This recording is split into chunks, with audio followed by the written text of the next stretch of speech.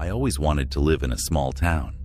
The idea of peace, of knowing your neighbors, of quiet evenings spent in front of a fire, it all sounded so perfect.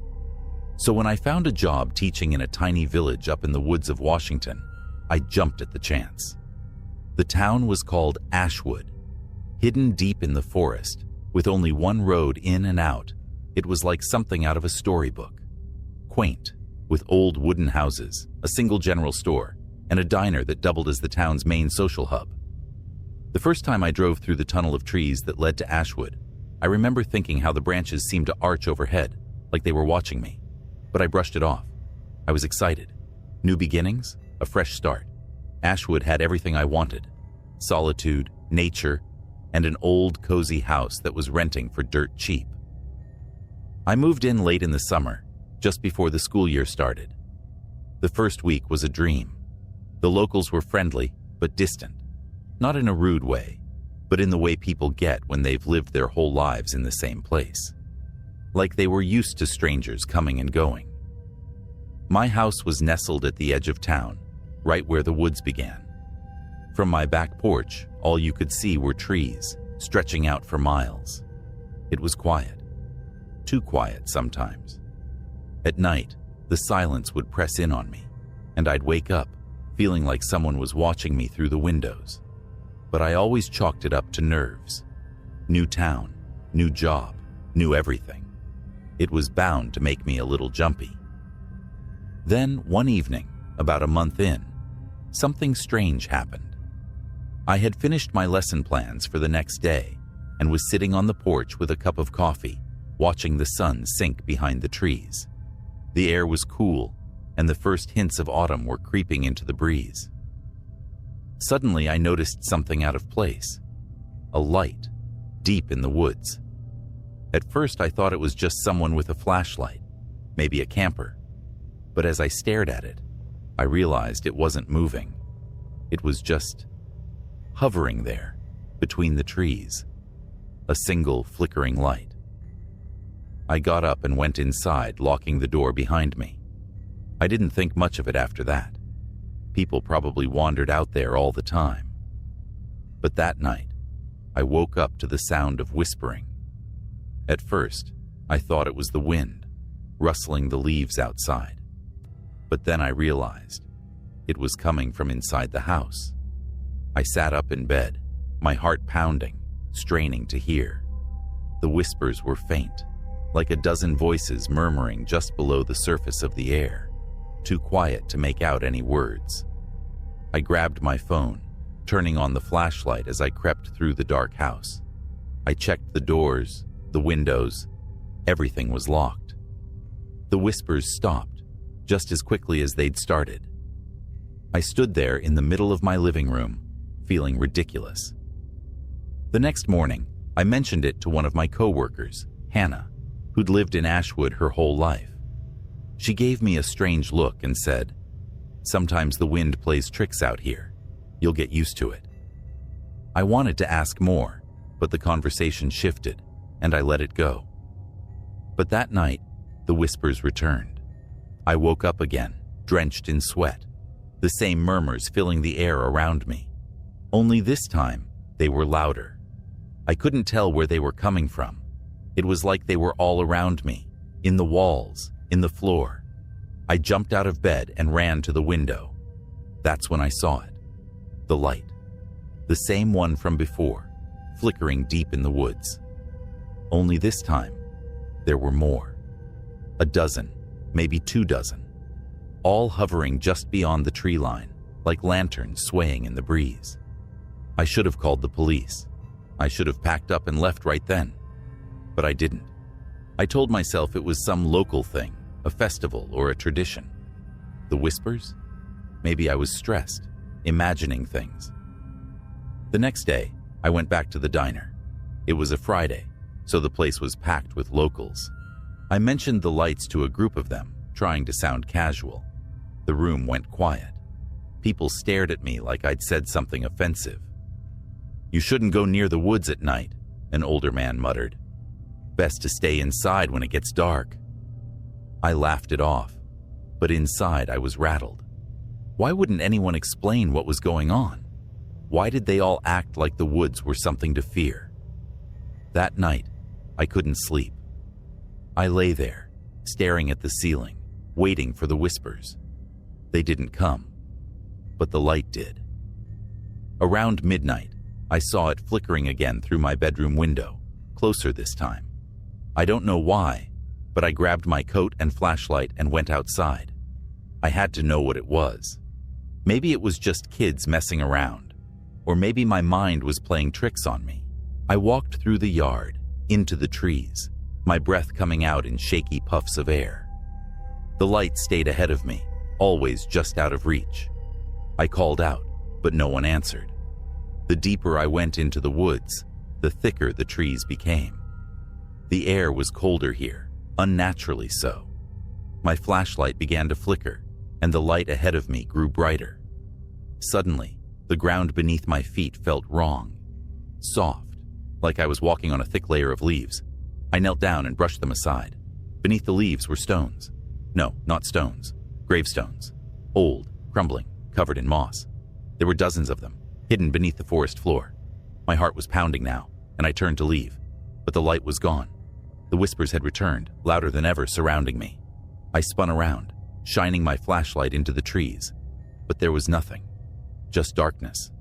I ran, stumbling over the uneven ground, branches scratching at my face and arms.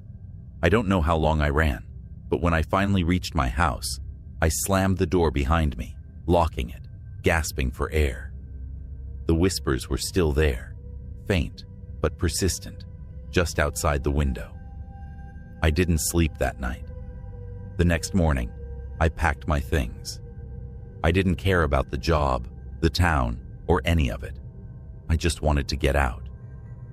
But when I drove to the edge of town, I saw something that stopped me in my tracks. A sign, old and weathered, covered in vines. It had been hidden by the trees before, but now it was clear as day. Ashwood Cemetery, established 1846. Cemetery? I pulled over, staring at the sign. My heart sank. The gravestones in the woods, they were real. But this wasn't a cemetery. This was a town. How could... The whispers started again, louder now, rising from the trees. I glanced in the rearview mirror and saw them. The lights, dozens of them, flickering through the forest, moving toward me. I floored the gas pedal and didn't stop until I was miles away, past the forest, past the town, and out on the highway. I never went back. I searched for Ashwood after that. Online, in records, anywhere I could find information. But it's like the town never existed. No maps, no history, nothing. As if it was swallowed by the forest long ago, forgotten by time. But I remember it, and I remember the lights. Every night when it gets dark, I can still hear the whispers in my dreams, calling me back to Ashwood. I'll never go. Not again. But sometimes, I wonder what would have happened if I'd stayed just a little longer, if I'd followed the lights into the heart of the woods. And I wonder who, no what, is still out there, waiting for me to return.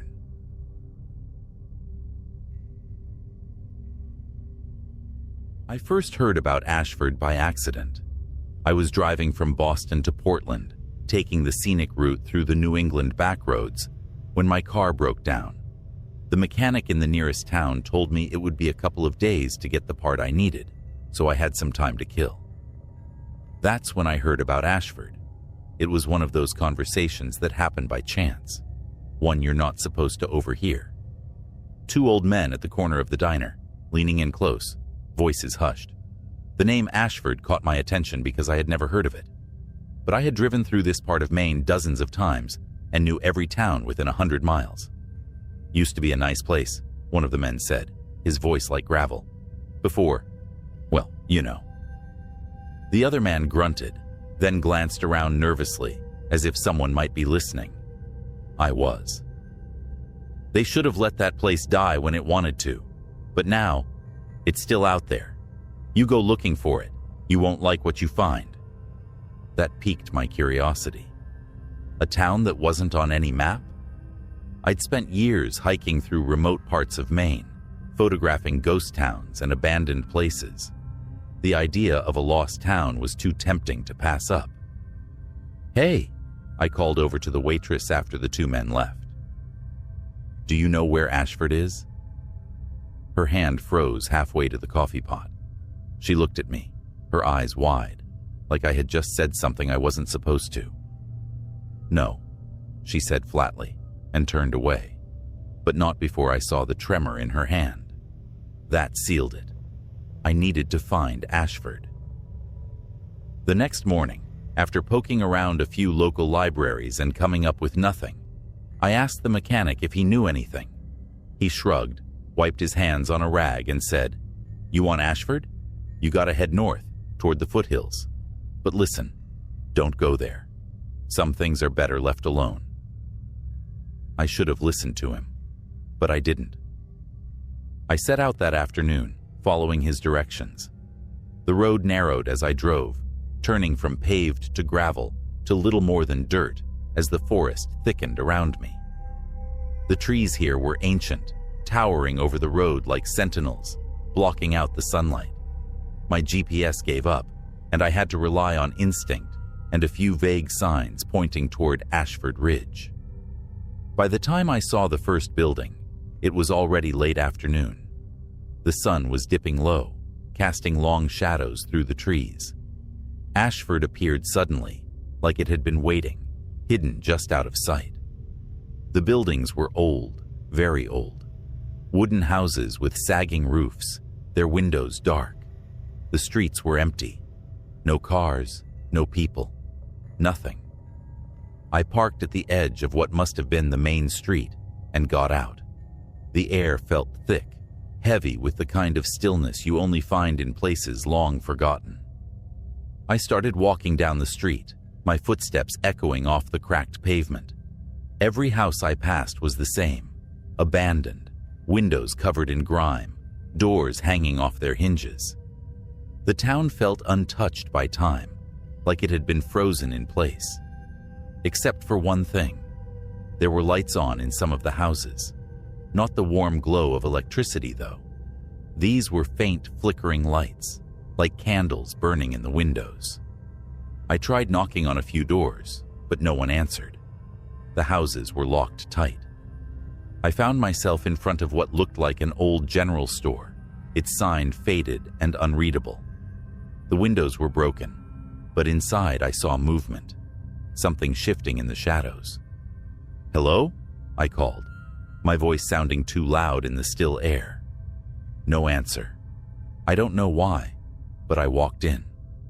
The air inside was musty, thick with dust, and the shelves were still stocked with ancient goods, cans of soup, jars of preserves, all covered in a layer of grime. It was like the people had left in a hurry, but no one had bothered to come back. At the back of the store, I found a staircase leading down into what looked like a cellar. The door at the top was open, and faint whispers echoed up from below. I hesitated, every instinct telling me to turn back, but something compelled me to move forward. The stairs creaked beneath my weight, each step making me feel more and more like I was descending into something I couldn't come back from. The whispers grew louder. They weren't voices exactly, more like a sound, a presence. The cellar was empty when I reached the bottom, just a dirt floor and wooden beams holding up the ceiling. But in the corner, I saw something that made my blood run cold. A group of old wooden mannequins. They were lined up in a circle, dressed in what looked like antique clothing, tattered dresses, old suits, all dusty and decayed. Their faces were blank, but their heads were turned toward the center of the circle, where a single candle flickered on the ground. The whispers stopped. I don't know how long I stood there, staring at them, feeling like something was watching me, waiting. The air grew colder, and I swear I could hear something shifting behind me, but I was too terrified to turn around. Finally, I bolted. I ran out of the store, back to my car, and sped down the road, not caring if I hit a tree or skidded off into the woods. I just needed to get out. I didn't sleep that night. The images of the mannequins, the whispers, the lights, none of it made any sense, but it stayed with me, gnawing at my thoughts. The next morning, I packed up my things, got my car from the mechanic, and left that part of Maine for good. But Ashford never left me. It's been months now, and I can't stop thinking about that town. I've searched everywhere for information, but there's nothing. No records, no history, not even a mention on any old maps. Then, 2 nights ago, the whispers came back. I was lying in bed when I heard them, faint at first, just like in the cellar. I sat up, heart pounding, convinced it was just my imagination. But then I saw the light. Out the window, deep in the woods behind my house, there was a faint, flickering glow, just like the candles in Ashford. It was far away, barely visible, but it was there. Last night, it was closer. And tonight, I can already hear the whispers again, louder now, like they're right outside. I don't know what's coming for me, but I think it followed me back from Ashford. Whatever that town is, whatever it was, I think it wants me to return. But I won't go back, not until it comes for me, and I know it will.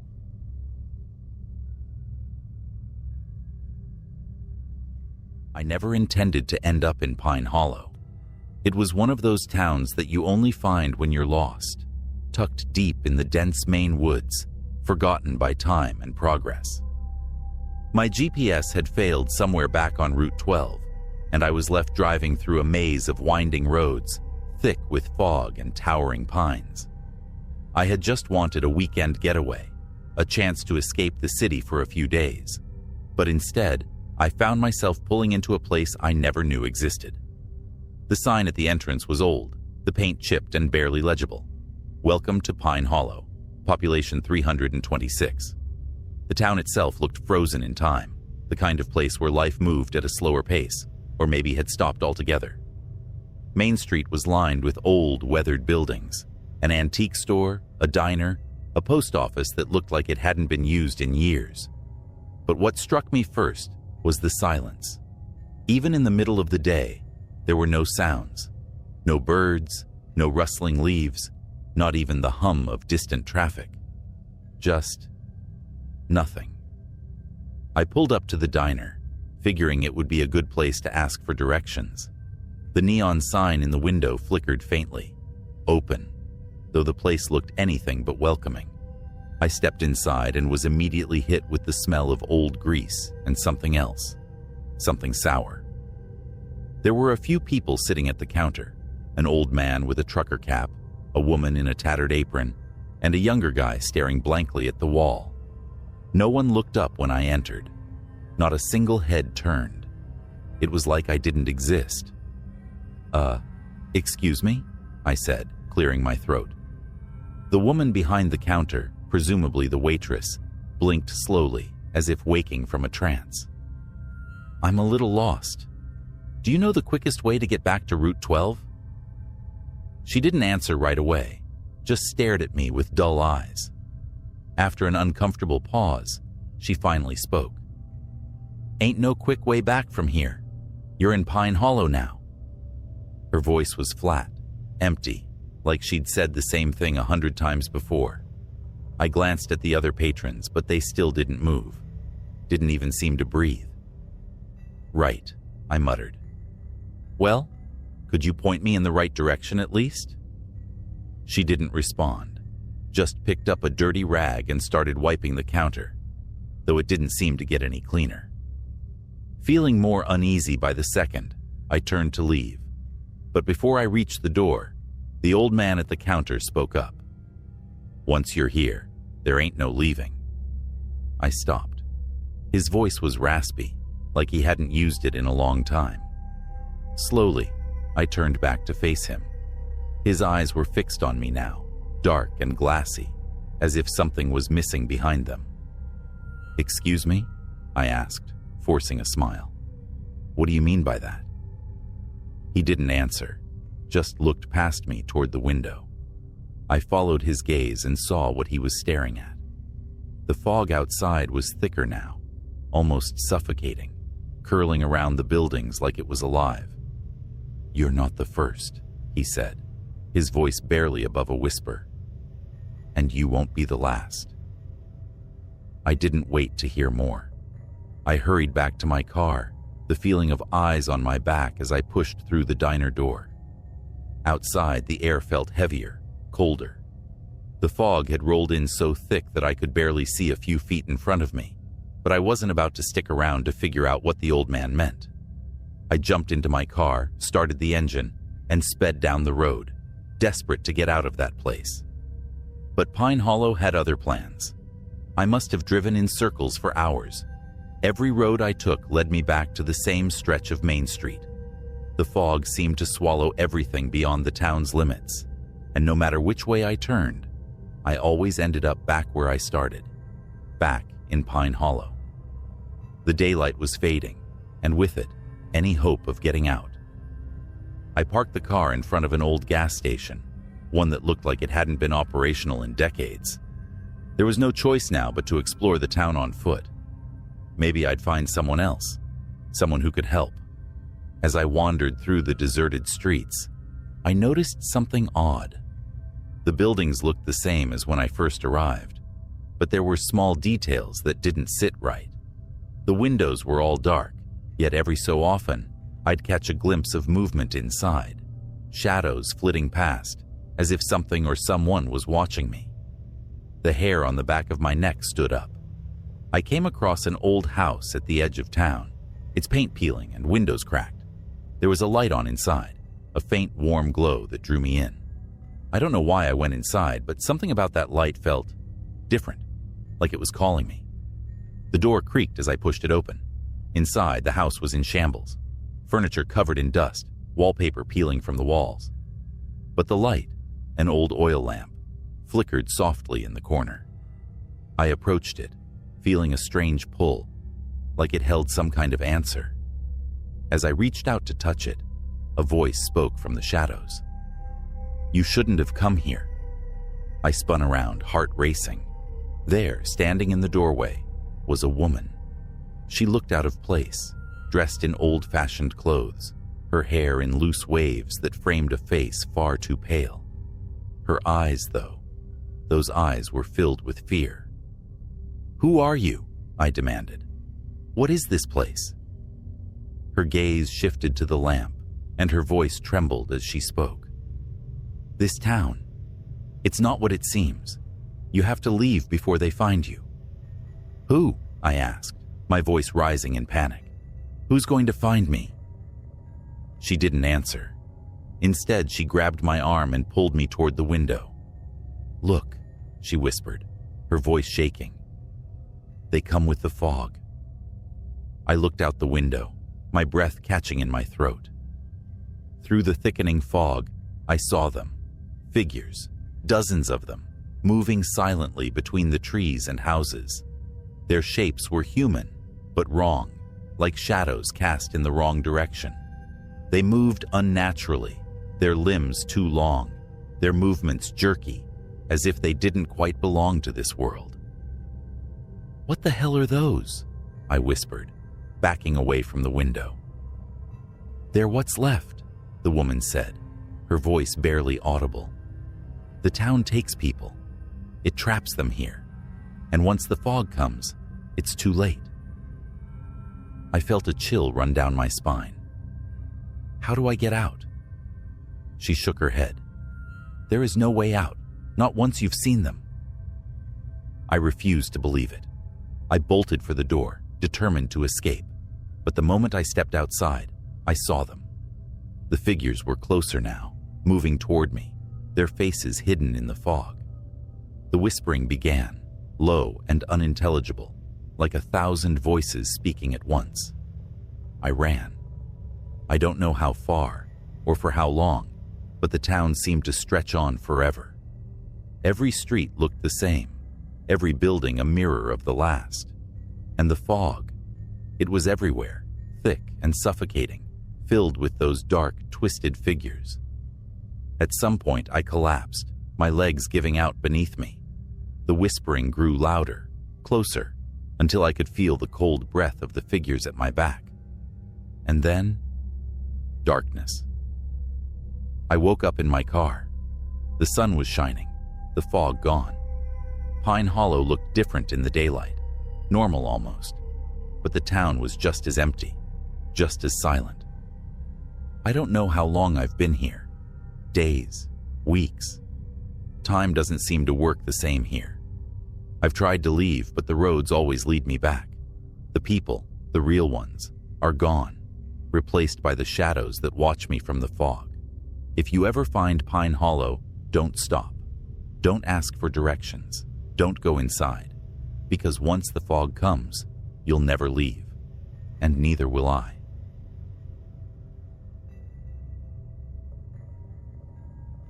I wasn't supposed to end up in Blackwater. It was one of those small, forgotten towns on the edge of nowhere that no one ever talks about. Not intentionally, anyway. My trip was supposed to take me straight through the Appalachian backroads, but a wrong turn led me deep into the mountains, further away from civilization than I'd ever been. By the time my phone lost signal, it was already too late to turn back. The sun was setting behind the mountains, casting long shadows over the narrow road. My gas tank was nearly empty, and every mile felt like I was driving deeper into a place that wanted to keep me. That's when I saw the sign. Blackwater, population 512. The letters were faded, the sign leaning to one side as if it hadn't been maintained in years. I figured I'd stop, ask for directions, maybe fuel up if there was a gas station. But as I pulled into the town, something immediately felt wrong. It wasn't just the stillness, though that was unnerving enough. It was the absence of life. The streets were deserted, the houses dark and quiet. No cars, no people, nothing but a chilling silence that hung in the air like a thick fog.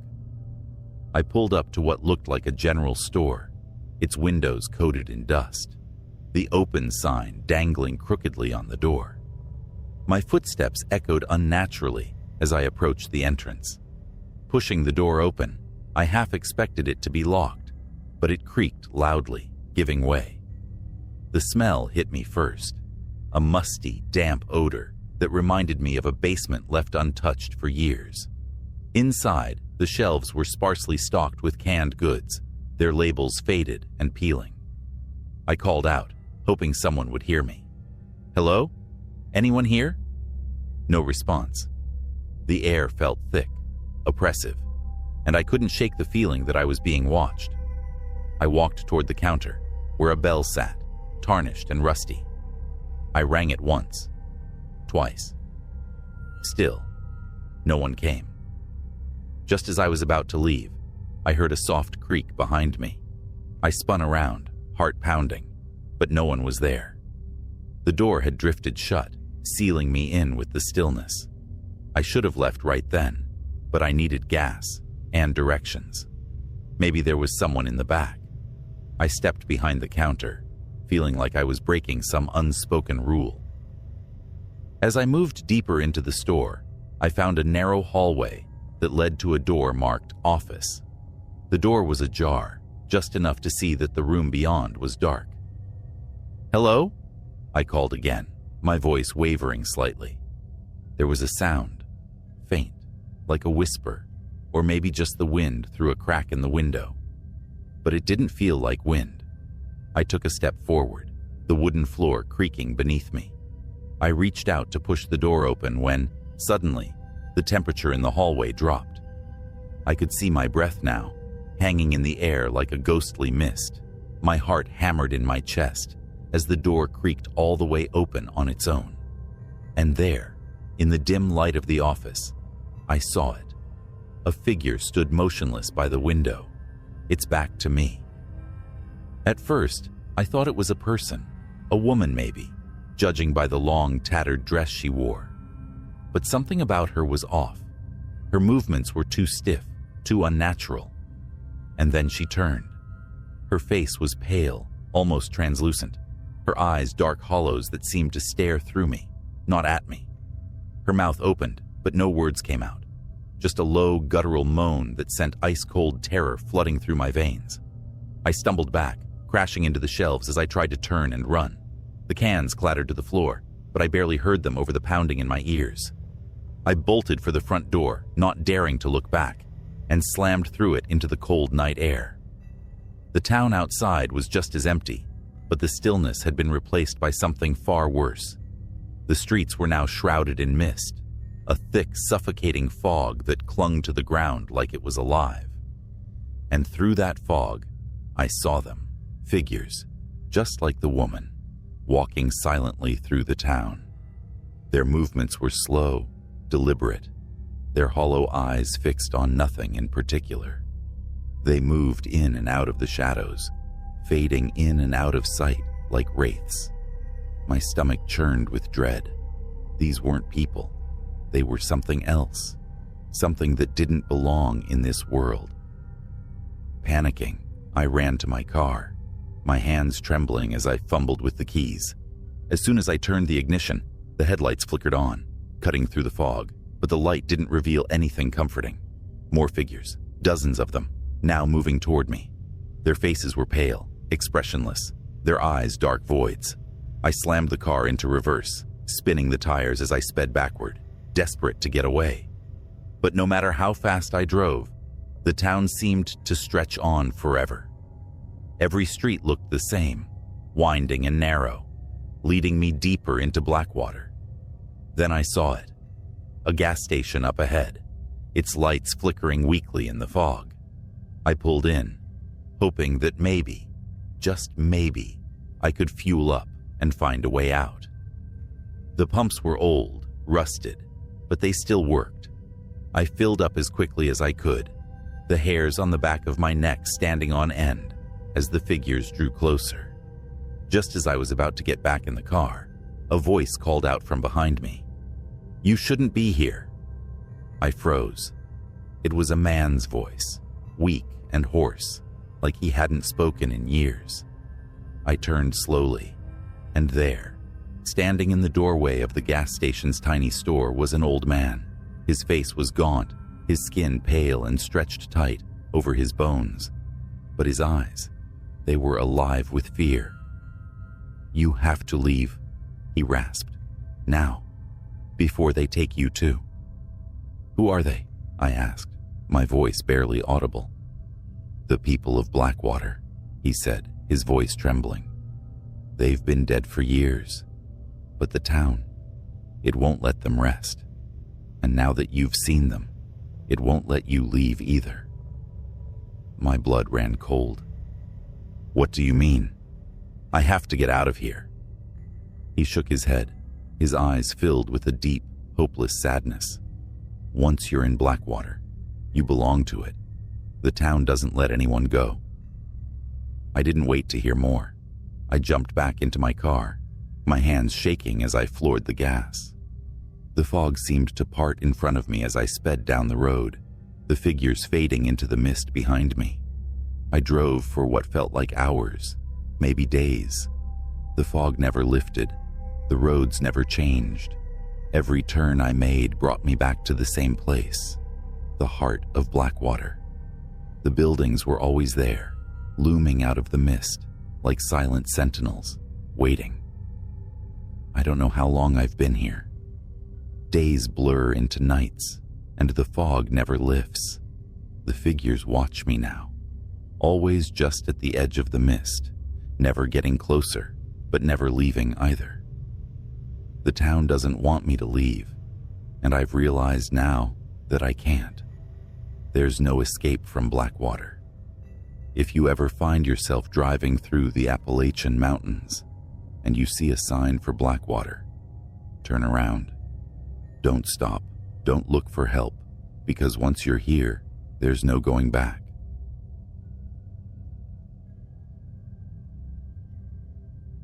I still don't know why I decided to visit Hollow Creek. The name itself wasn't familiar, and the map had shown it as nothing more than a dot along a forgotten stretch of highway in the Midwest.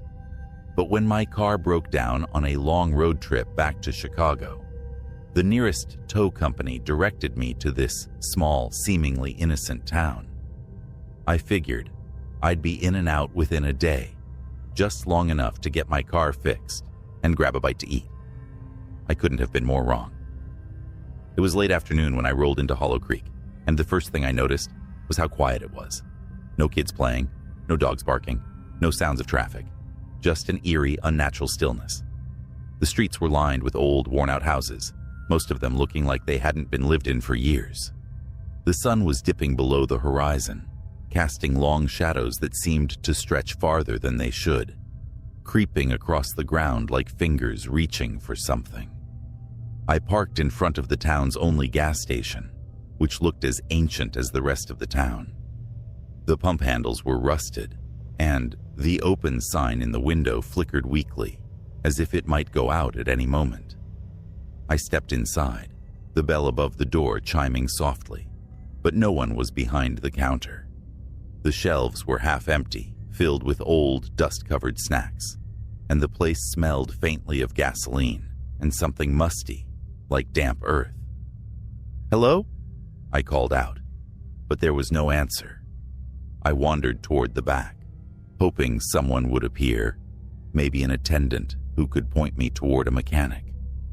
As I turned a corner, I saw him, an old man sitting in a chair, hunched over with his back to me. He didn't move when I entered, just sat there, his shoulders rising and falling in a slow, labored rhythm. Excuse me," I said cautiously. "I'm looking for a mechanic. My car broke down a few miles outside of town." The old man's head tilted slightly, but he didn't turn around. I took a step closer, the wooden floor creaking beneath my feet. Something about him made the hairs on the back of my neck stand up. His breathing was shallow, like he was struggling to draw air. "I just need directions." I tried again. Finally, he spoke, his voice a raspy whisper. "Ain't no leaving Hollow Creek once you've come." My stomach dropped. "What do you mean?" The man let out a soft chuckle, one that sent a shiver racing down my spine. Slowly he stood, but still didn't turn to face me. "Folks don't just pass through here," he rasped. "You've been drawn in, just like the rest of us." I backed up a step, heart pounding. "What are you talking about?" Before he could answer, the bell above the door chimed again. I turned and saw a figure enter, a woman, pale and gaunt, her eyes sunken, her clothes faded as if she'd been walking through the dust for years. Her gaze locked onto me, and something in her expression made my blood run cold. "You should leave," she whispered, though her words contradicted the old man's warning. "If you can still leave, you need to do it now." I don't understand," I stammered, but she stepped closer, her hands trembling. "They don't like it when new blood comes," she said, her voice shaking. "Once the sun sets, you're theirs." The old man finally turned, his face twisted into a grim smile. "Too late for that, darling," he said softly, his eyes dark and empty. "The shadows know you're here now." I bolted for the door, my heart racing, panic gripping me as I burst outside. The sky was nearly dark now, the last traces of sunlight disappearing behind the horizon. The air had turned cold, unnaturally cold, and the town seemed even more deserted than before. But something was different. The shadows, they were moving. At first I thought it was just my eyes playing tricks on me, but as I looked closer, I saw them. The shadows of the buildings, of the trees, of the cars, they were stretching, twisting unnaturally, like they were alive. They slithered across the ground, inching toward me, and with them came a low, guttural whispering that I couldn't quite make out, but the sound made my skin crawl. I jumped into my car, desperate to escape, but the engine wouldn't start. I turned the key again and again, but nothing happened. The shadows were getting closer now, creeping up the sides of the buildings, swirling around the street like a living, breathing entity. Frantic, I looked for a place to hide. That's when I saw it. A small hotel at the edge of the town, its neon sign flickering like a weak heartbeat. I didn't have much choice. I grabbed my backpack and ran, the shadows nipping at my heels as I sprinted toward the entrance. The door was unlocked, and I slammed it shut behind me, my breath coming in ragged gasps. The lobby was empty, just like everywhere else in Hollow Creek, but there was something worse here. The air was thick, heavy with a feeling of being watched, and it wasn't long before I realized I wasn't alone. Into the far corner of the room, a figure stood, tall, thin, and unnaturally still. It was dressed in an old-fashioned suit, its face obscured by shadows, but I could feel its gaze, cold and piercing, drilling into me. Slowly, it lifted one hand and pointed toward the stairs. "No," I whispered, backing away. The figure didn't move, but the shadows around it seemed to pulse, growing darker, deeper. The whispering grew louder, filling the room like the sound of hundreds of voices, all speaking at once, but I couldn't understand what they were saying. My head pounded with fear, my legs trembling as I backed into the wall. Then the figure spoke, its voice low and hollow, like it was coming from the depths of a cave. "They've been waiting for you." I turned and ran up the stairs, not caring where they led as long as it was away from that thing. My footsteps echoed in the narrow hallway as I reached the second floor, but the moment I stopped, I realized the whispering hadn't left. It was closer now, louder, surrounding me. The hallway stretched out before me, endless doors on either side, each one identical, their numbers worn and faded. I stumbled toward the first one, my hand shaking as I grabbed the doorknob and twisted. It opened into a small room, dusty and empty, the only furniture an old bed and a single chair.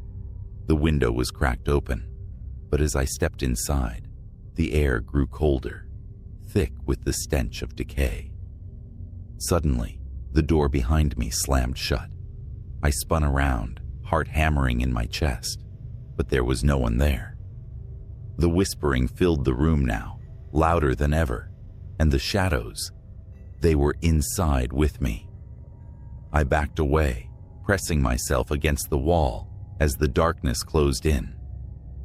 The figure from the lobby was there, standing in the corner, watching me. But it wasn't alone. More figures emerged from the shadows, their faces pale and twisted, their eyes empty pits of darkness. "Leave," they whispered in unison, their voices blending together into a horrible chorus. "Leave before it takes you too." My throat tightened, fear choking the words before they could form, but it was too late. The shadows surged forward, wrapping around me cold and suffocating. I struggled, but there was no escape. The figures reached out, their hands like ice pulling me into the darkness. The last thing I saw was the pale, twisted face of the old man from the gas station, grinning as the shadows swallowed me whole. I'm still here, trapped in the endless dark. If you ever find yourself lost on a back road and you see a sign for Hollow Creek, turn back. Turn back before the shadows find you, because once they do, there's no going back.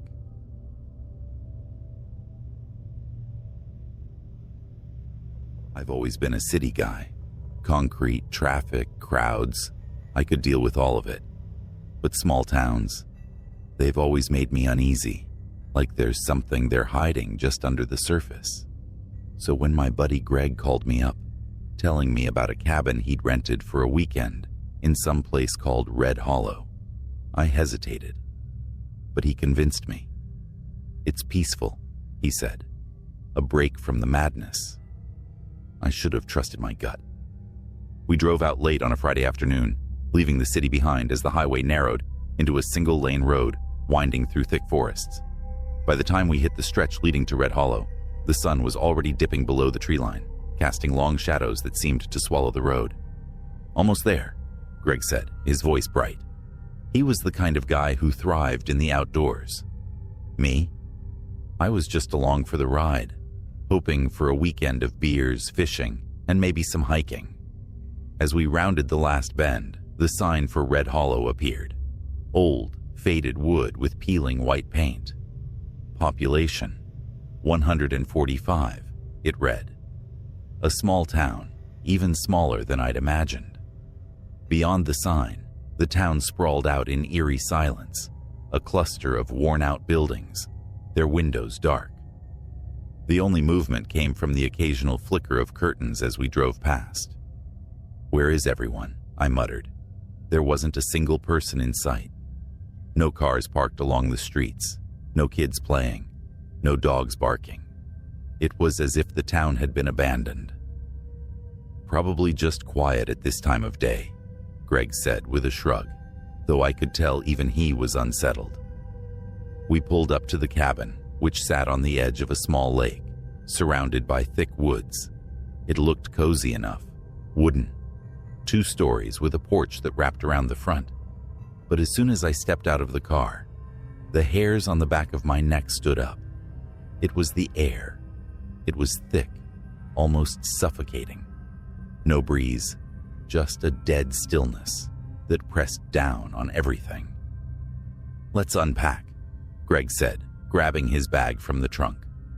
I followed suit, but I couldn't shake the feeling that we were being watched.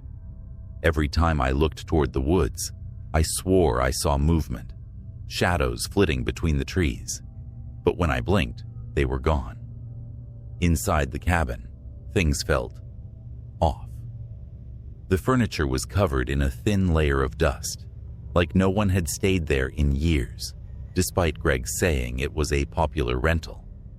The air smelled faintly of mildew and something else, something metallic. The kitchen had all the essentials, but the fridge was empty, save for a single rusted can of soda at the back. Greg, as carefree as ever, brushed it off.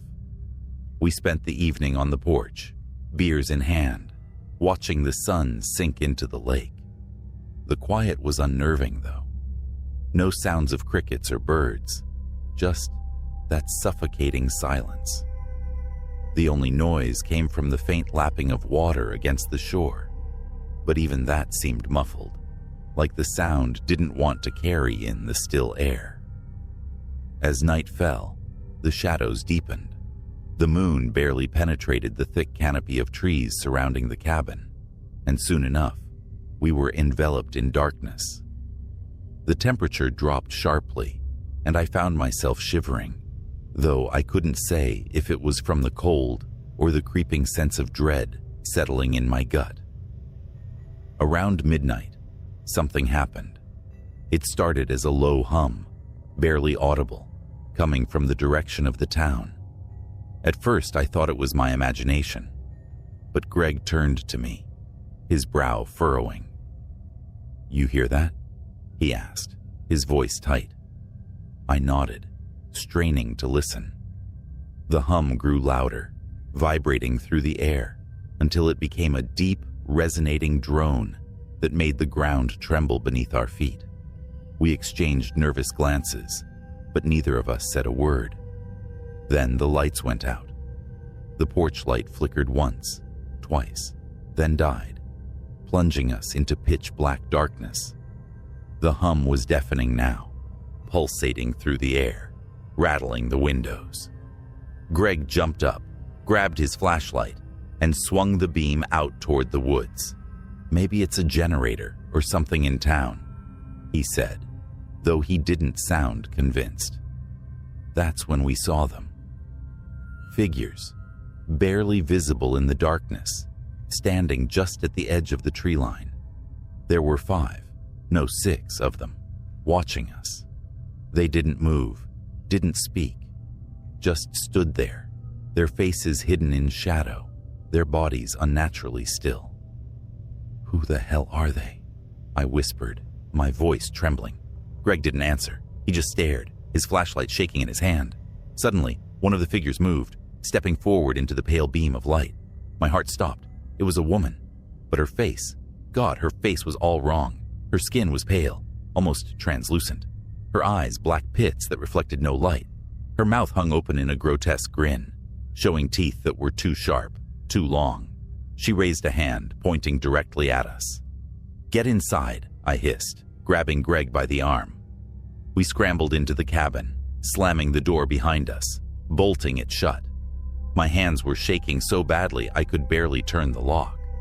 Greg pulled the curtains closed, his breathing ragged. "What the hell is going on?" he muttered, pacing the room. I had no answers. The humming outside continued, growing louder, more insistent. The walls of the cabin seemed to vibrate with it, and the air inside felt thick, suffocating.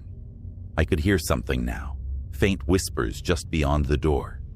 They weren't speaking English, or any language I could understand, but the sound chilled me to my core. Greg grabbed a knife from the kitchen, handing me one without saying a word. We stood there in the dark, the only light coming from our flashlights, as the whispers grew louder, more frantic. Then came the knock. 3 soft taps on the door. Then silence. We didn't move. My pulse was racing, my knuckles white as I gripped the handle of the knife. The knock came again, louder this time. Tap, tap, tap. "They're not getting in," Greg whispered, his voice shaking. But then, from behind us, we heard the floor creak. Slowly, we turned. The door to the back room, the one that led to the basement, was open. I hadn't noticed it before. I hadn't even realized there was a basement. But now, the door stood wide open, and from the darkness beyond, we could hear faint, wet footsteps, like something was dragging itself up the stairs. We backed away, eyes glued to the open door, the light from our flashlights trembling across the wooden floor. The footsteps grew louder, closer, until we saw it. A figure, crawling up from the basement. Its body was twisted, its limbs contorted at unnatural angles. It dragged itself with its arms, its face hidden beneath a tangle of dark, wet hair. But the smell of rot filled the room, making my stomach turn. "We need to go," Greg whispered, but I couldn't move.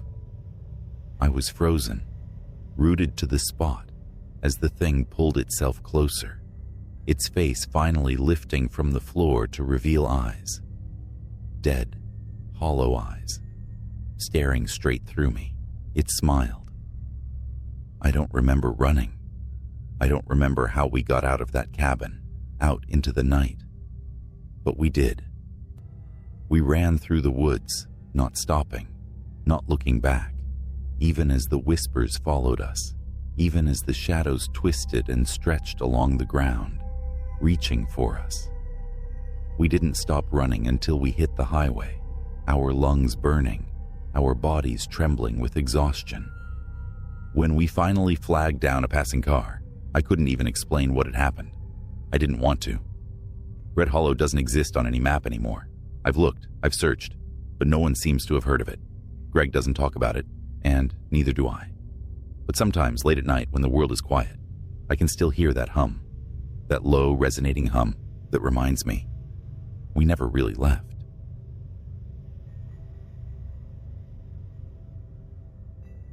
I've always believed small towns hide the darkest secrets. Growing up in New York, I'd seen my fair share of weird, but nothing could have prepared me for Cedar Ridge. I wasn't supposed to end up there. It was just a pit stop, an hour or so out of my way on a cross-country drive. The road trip was my last-ditch effort to clear my head, escape the grind of city life. I should have known better. The town didn't even show up on my GPS, just a vague dot on the map between 2 larger highways. I'd been driving for hours, my eyes heavy from exhaustion. So when I saw the turnoff for Cedar Ridge, I figured I'd pull over, get a motel for the night, and hit the road early in the morning. It seemed like the perfect spot. Quiet, sleepy. At first glance, it felt like the kind of place where nothing ever happens. But as I drove into town, something felt wrong. It was mid-afternoon. but the sky was already turning dark, a thick blanket of fog rolling in from the surrounding woods. The fog wasn't normal. It was dense, almost tangible, like it had weight. The trees that lined the road seemed to stretch unnaturally tall, their branches knotted and gnarled, clawing at the sky like skeletal fingers. There was no one around, no cars, no pedestrians, just me and the road. The town itself was small, barely a few blocks. The main street had the usual, a diner, a gas station, a general store. Everything looked old, worn out, like time had forgotten this place. I passed a sign that read, "Welcome to Cedar Ridge, Est 1874. Beneath it, someone had spray painted in faded red letters, "Don't stay past dark." That should have been my first clue to leave, but I didn't. I pulled up to the only motel in town, a dingy place called the Ridgeview Inn. The neon sign buzzed weakly, barely clinging to life, casting a sickly green glow over the parking lot. I parked, grabbed my backpack, and walked into the office. There was no one at the desk. The place smelled musty, like wet wood and mildew. A bell sat on the counter, so I rang it, the sharp sound cutting through the eerie silence. After what felt like forever, a man shuffled out from a back room. He was old, maybe in his late 70s, with watery eyes and a face creased with wrinkles. His name tag said Walter. He didn't smile when he saw me. He just stared, his eyes flicking toward the window like he was expecting something, or someone. "You need a room?" he asked, his voice low and gravelly. "Yeah," I replied, trying to shake off the uneasy feeling creeping up my spine. "Just for the night." Walter handed me a key without another word, his fingers shaking slightly. "Room 6. Keep the blinds closed." I frowned. "What?" "Keep the blinds closed," he repeated, his voice a little firmer this time. "And don't go out after dark." I stared at him, trying to gauge if he was messing with me, but his face was completely serious. I nodded slowly, took the key, and headed outside to find my room. The fog had thickened even more, making it hard to see beyond a few feet in front of me. The motel was mostly empty, save for a couple of cars parked further down. I found room 6 easily enough, unlocked the door, and stepped inside. The room was functional. A bed, a chair, a tiny bathroom. Everything looked like it had seen better days, but I didn't care. I tossed my backpack on the bed, sat down, and pulled out my phone to check the time. No signal. Figures. I thought about what Walter had said, about keeping the blinds closed and not going out after dark. It struck me as odd, but I shrugged it off.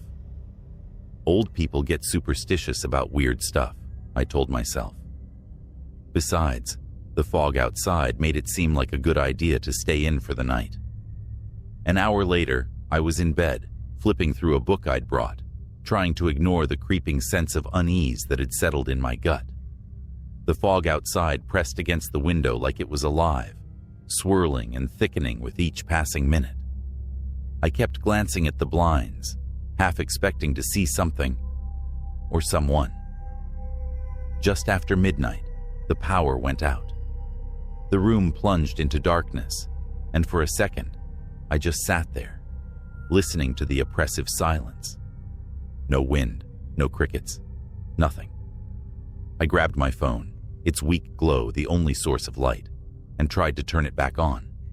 Still no signal. Then I heard it. A sound, faint at first, but unmistakable. Footsteps. Soft, deliberate footsteps right outside my window. My heart pounded in my chest as I sat perfectly still, barely daring to breathe. The footsteps grew louder, closer, until they stopped right outside the window. I stared at the blinds, every muscle in my body tense, waiting for something, anything, to happen. A shadow passed by the window. I froze, my mind racing.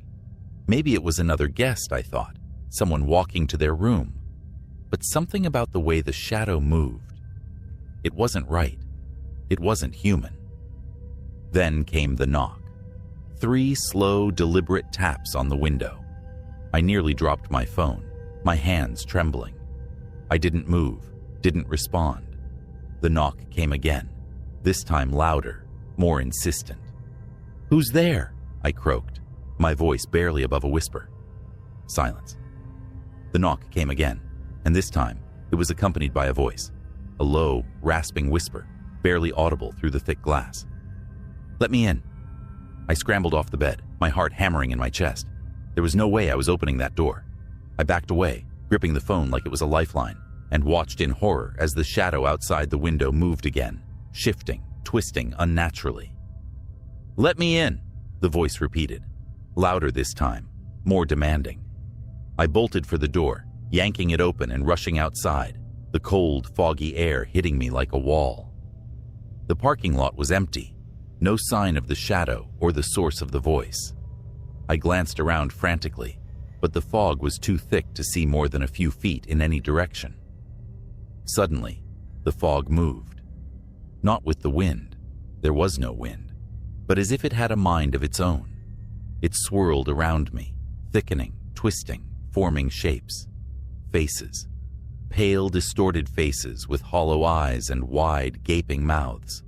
They surrounded me, closing in from all sides, their whispers filling the air. "Let us in." I backed away, my breath coming in short, panicked gasps. The figures in the fog were multiplying, their whispers growing louder, more desperate. I turned and ran, my feet slipping on the damp pavement, not caring where I was going as long as it was away from them. I stumbled back to the motel office, bursting through the door and slamming it behind me. Walter was sitting behind the counter, his expression grim. "They won't leave you alone now," he said quietly, not even looking at me. "What the hell is going on?" I demanded, my voice shaking.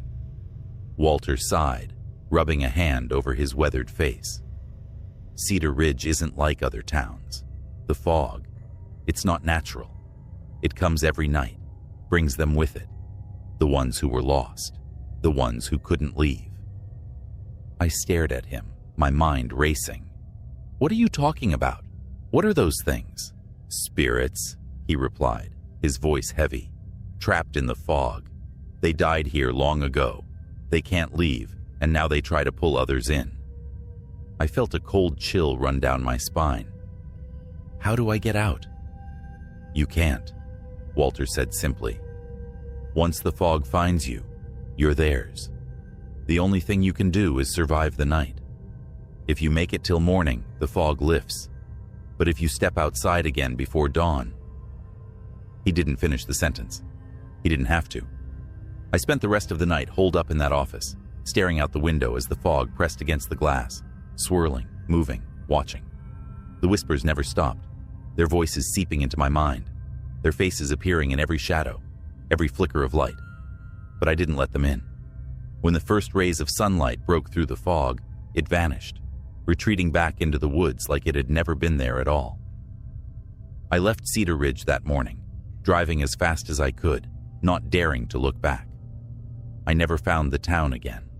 I've looked, tried to retrace my steps, but it's like Cedar Ridge doesn't exist. No map, no records, nothing. But I know what I saw, and I know what waits in the fog. If you ever find yourself driving through the woods and see a sign for Cedar Ridge, keep going. Don't stop, because once the fog finds you, there's no escape.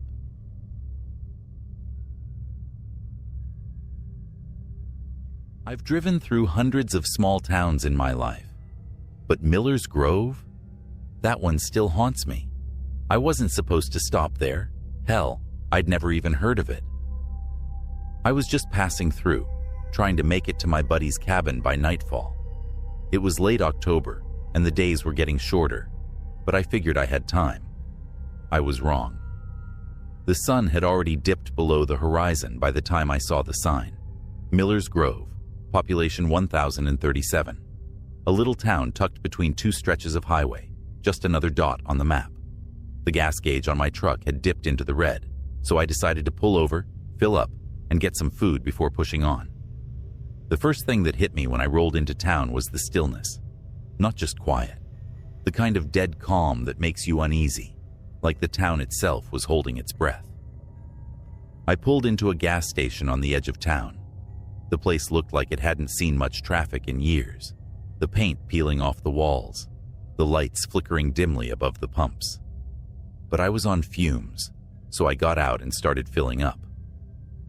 I was about halfway through when I noticed the guy inside the station. He was staring at me through the window, a gaunt figure with sunken eyes and a sallow complexion.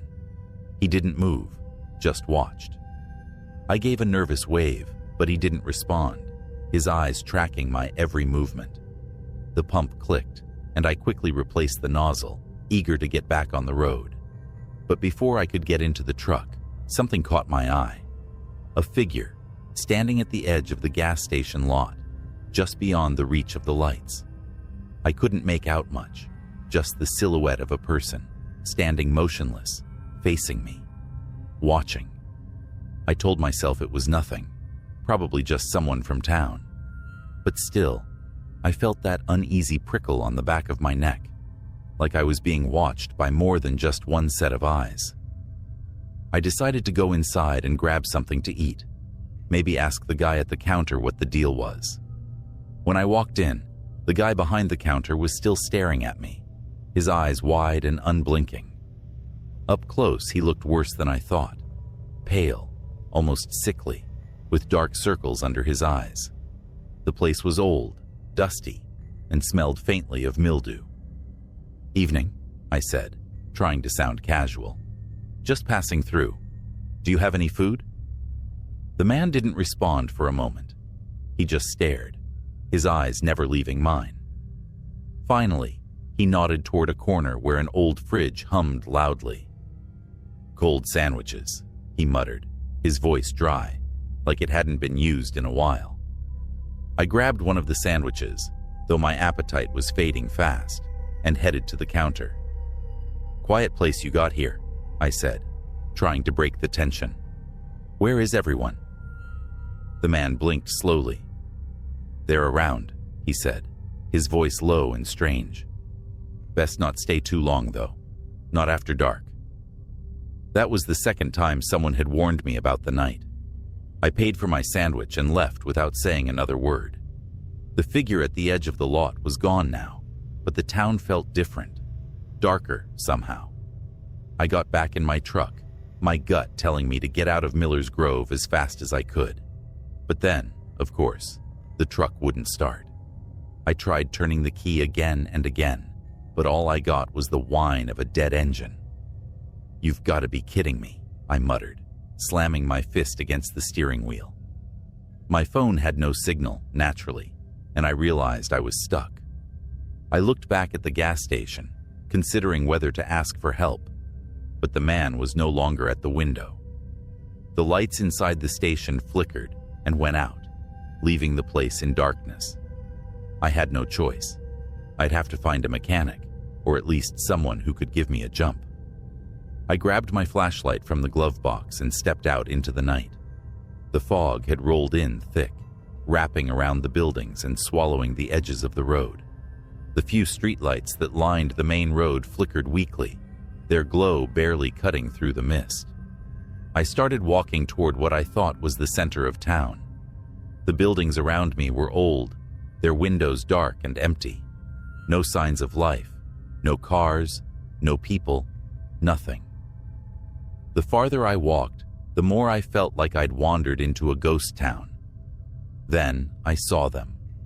Figures, just barely visible through the fog, standing motionless in the street ahead of me.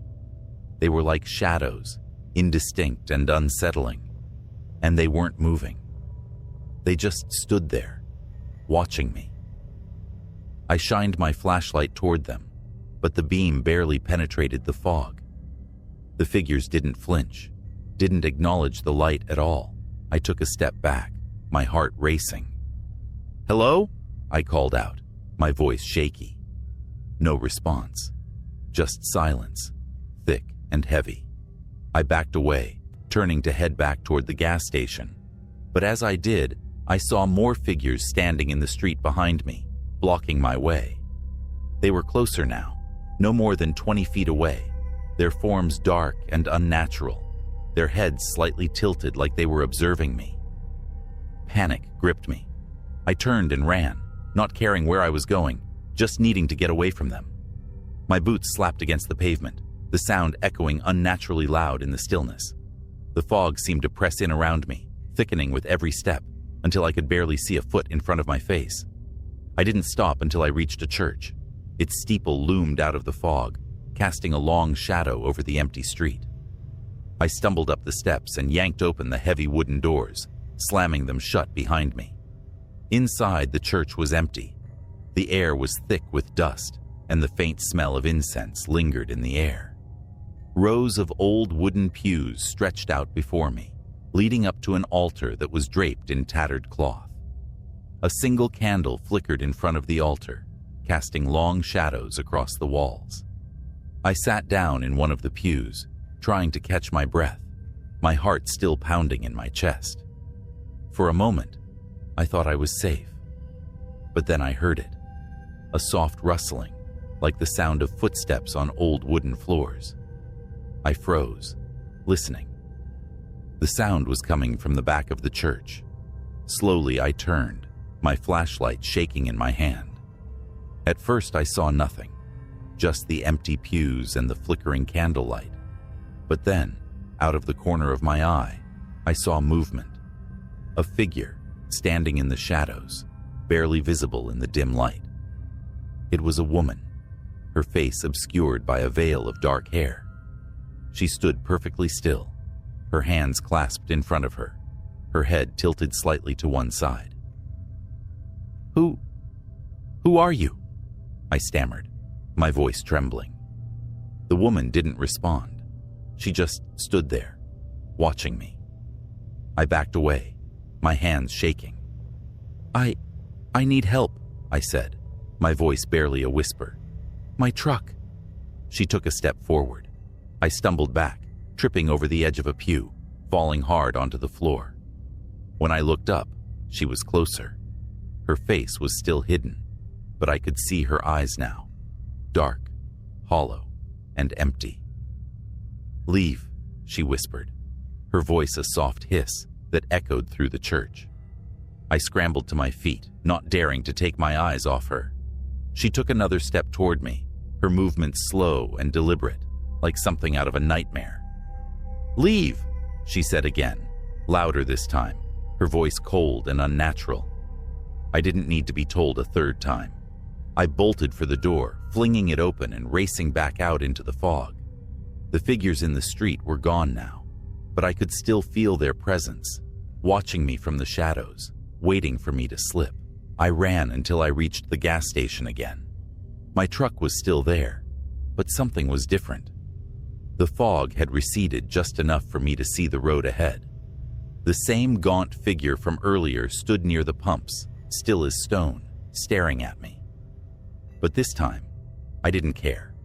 I jumped into my truck, turned the key, and to my shock, the engine roared to life. I didn't look back. I tore out of Miller's Grove, the fog swallowing the town behind me. As I sped away, the radio in my truck crackled to life, a voice barely audible through the static. "You shouldn't have stopped."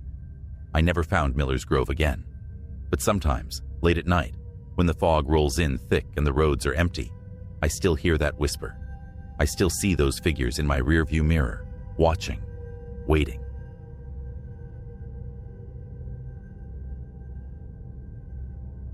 I didn't plan on driving through Ashwood Hollow. It was supposed to be a quick trip to visit my cousin in the next town over. But as I followed the winding back roads, the GPS led me astray, and I found myself lost in the heart of a small, forgotten town. As I rolled into Ashwood Hollow, the sun was beginning to set, casting eerie shadows across the dilapidated buildings. The main street was deserted, save for a few rusted cars parked haphazardly along the curb. I felt a strange chill in the air, despite it being a warm autumn evening. I needed gas, so I pulled up to a rundown station that looked like it hadn't been open in years. The faded sign read, "Open 24 hours," but the broken lights and grime told a different story. I stepped out of my truck, hoping to find someone, anyone, around. The door creaked as I pushed it open, and a bell chimed weakly overhead. The interior was dark, filled with dust and cobwebs. A frail man emerged from the back room, his clothes tattered, eyes sunken deep into his face. "Evening," he rasped, leaning against the counter. "Hey there, do you have gas?" I asked, trying to keep my tone light. He just stared at me, his eyes narrowing as if sizing me up. "You shouldn't be here after dark." I chuckled nervously, brushing off his warning. "Just need some gas and I'll be on my way." He shook his head slowly. "No one leaves Ashwood Hollow after dark." The unsettling tone in his voice sent a shiver down my spine. I felt a prick of unease, but decided to ignore it.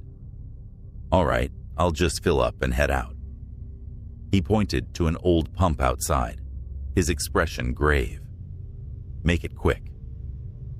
I stepped back outside, trying to shake off the feeling of dread.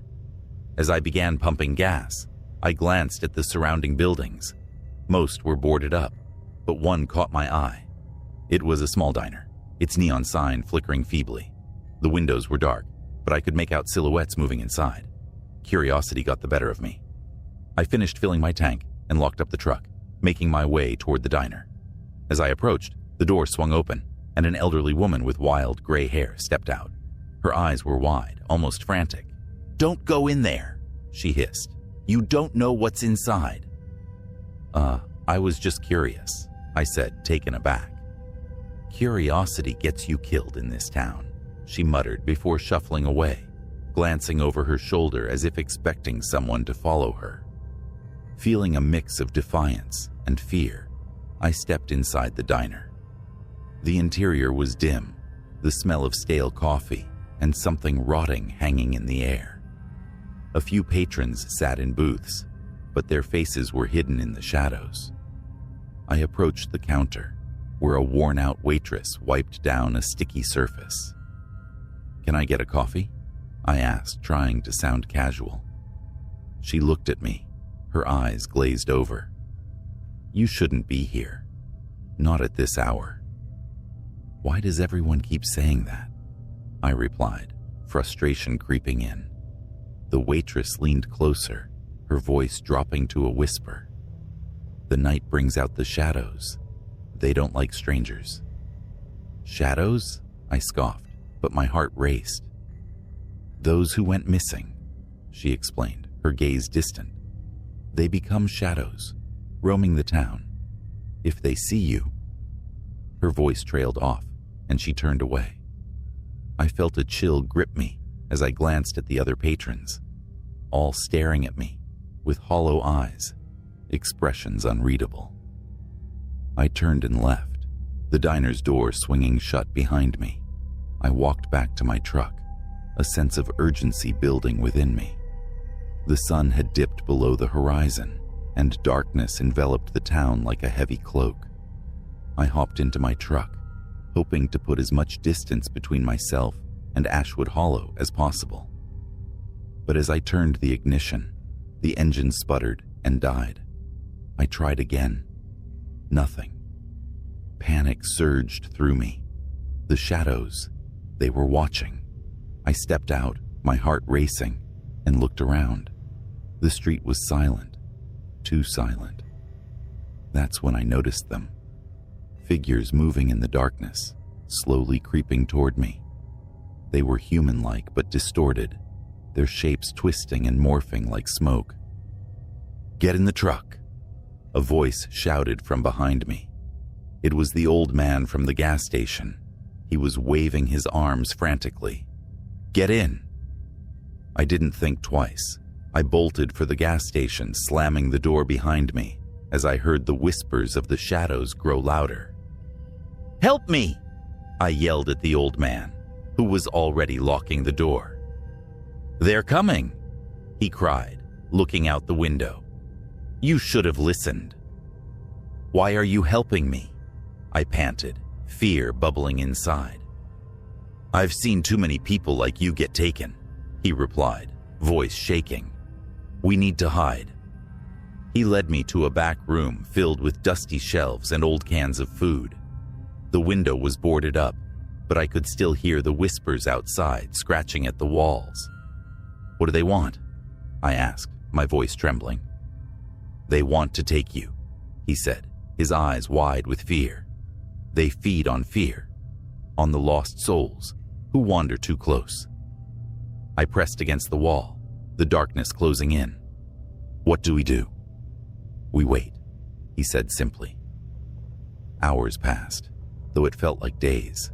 The whispers grew louder, echoing through the walls, punctuated by soft knocks, like fingers tapping.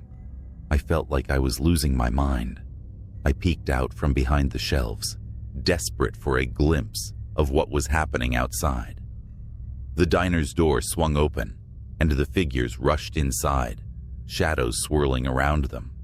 I couldn't make out their faces, but I could feel their presence, cold and suffocating. Come play with us, a voice chimed, childlike and eerie.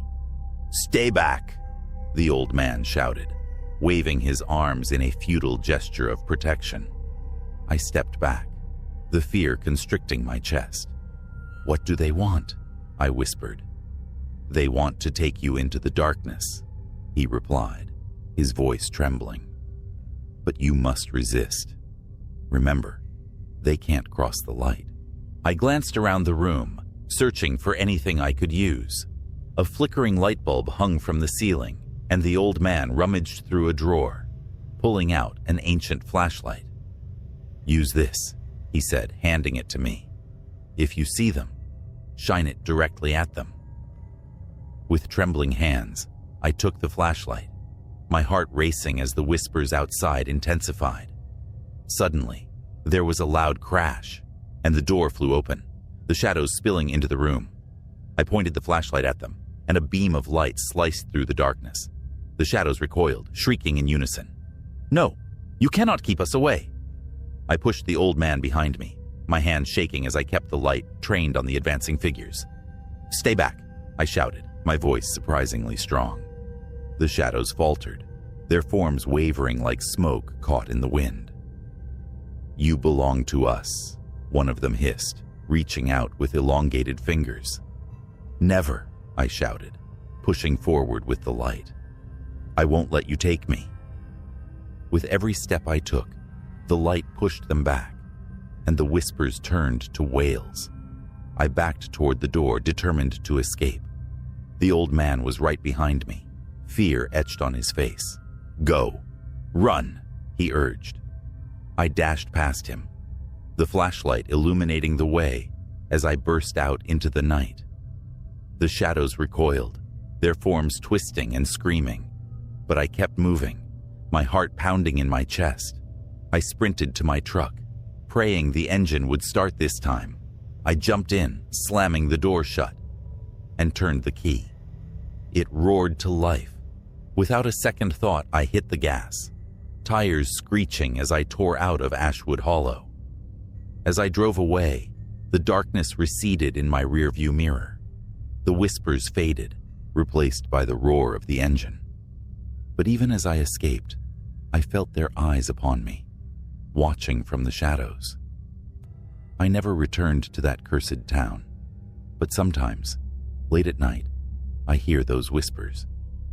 I can still see the flickering lights of Ashwood Hollow in my dreams, a reminder that some places should be left undisturbed.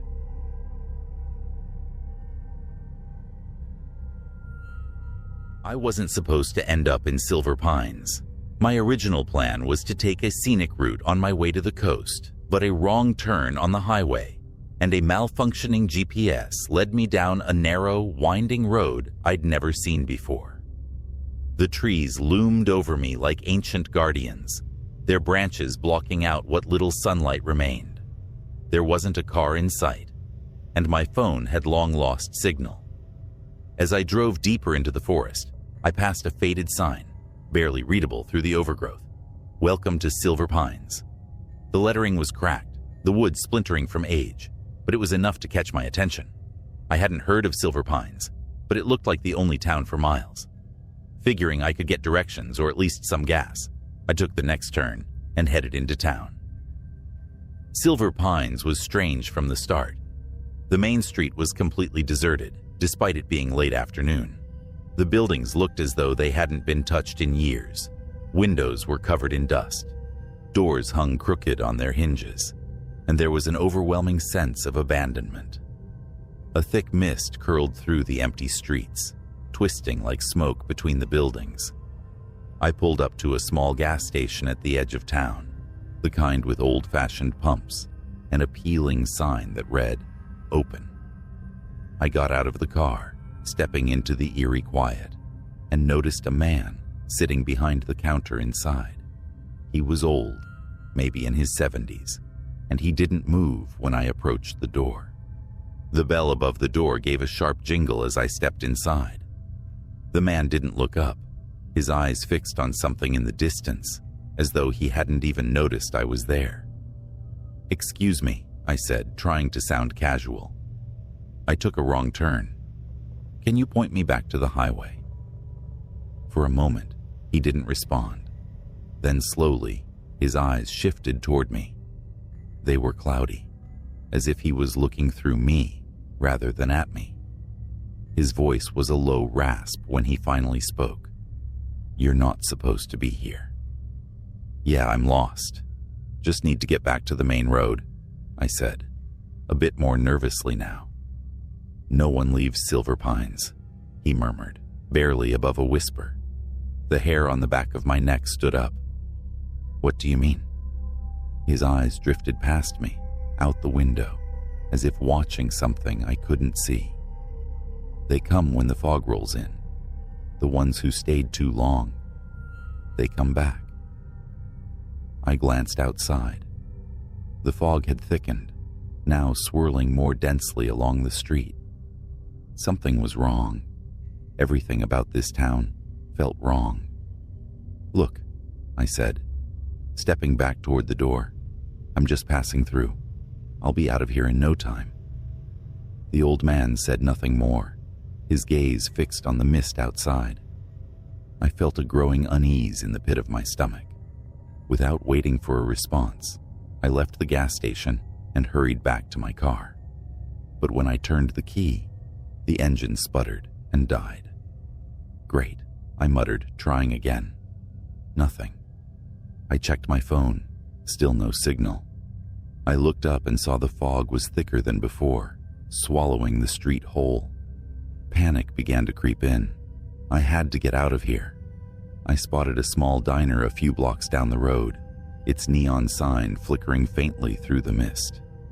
Figuring I might find someone who could help, I started walking, the mist curling around my legs as I moved. The silence was deafening, broken only by the occasional creak of old wood and the distant rustle of leaves. When I reached the diner, the door swung open with an eerie creak. Inside it was dimly lit, and there was a strong smell of mildew. The booths were empty, but the air felt heavy, as if someone had just been there. A woman stood behind the counter, her back to me, stirring something in a pot. "Excuse me," I said, my voice sounding too loud in the oppressive quiet. She turned slowly, her face pale, her eyes hollow. "You need to leave," she whispered, barely moving her lips. "I'm trying to," I replied, frustrated, "but my car won't start, and I can't find my way back to the highway." She looked at me with a mixture of pity and fear. "You're too late." "Too late for what?" I asked, my pulse quickening. "They're coming," she said, her voice trembling now. "The ones who never left." I stared at her, my heart pounding. "What are you talking about?" "They're trapped here," she said, backing away from the counter. "When the fog comes, they come with it. They need someone to take their place." Suddenly, the lights in the diner flickered, and I heard something outside, like the shuffling of feet or the scraping of nails on pavement. I rushed to the window, peering through the thick mist. At first I saw nothing, but then, out of the fog, dark figures began to appear. They moved slowly, unnaturally, their shapes barely human, like shadows with form. "They're here," the woman whispered, her voice filled with dread. I turned to her, my chest tight with fear. "What do they want?" "To take you," she said, her eyes wide with terror. "You need to leave now." I didn't need to be told twice. I bolted out of the diner and back into the street, but the fog was so thick now that I could barely see a few feet in front of me. The figures were closer, their shapes more defined, elongated arms, hollow faces, mouths open in silent screams. They moved slowly, but deliberately, closing in on me from all sides. I ran back to my car, fumbling for the keys. I tried the ignition again, praying for it to start. The engine coughed once, twice, and then roared to life. Relief flooded through me, and I slammed my foot on the gas, tearing out of the parking lot. The figures were still there, lingering in the fog, their empty eyes watching me as I sped down the deserted streets. The road out of town twisted and turned, but I didn't dare slow down. The fog seemed to cling to my car, as if trying to pull me back. Finally, after what felt like an eternity, the mist began to thin, and the trees on either side of the road became clearer. I glanced in the rearview mirror and saw the figures receding into the fog, the town of Silver Pines disappearing behind them. I didn't stop driving until I reached the next town, my heart still racing, my hands shaking on the steering wheel. I pulled into a gas station, desperate to see someone, anyone. The attendant there gave me a strange look when I asked about Silver Pines. "Never heard of it," he said, shaking his head. I insisted, telling him I had just come from there. But he just stared at me like I was crazy. I left as soon as I could, not wanting to explain further. But as I drove away, I couldn't shake the feeling that something had followed me, that the fog of Silver Pines might still be out there, waiting for the next lost traveler to wander in. And sometimes, when the night is especially quiet, I swear I can still hear those footsteps in the mist.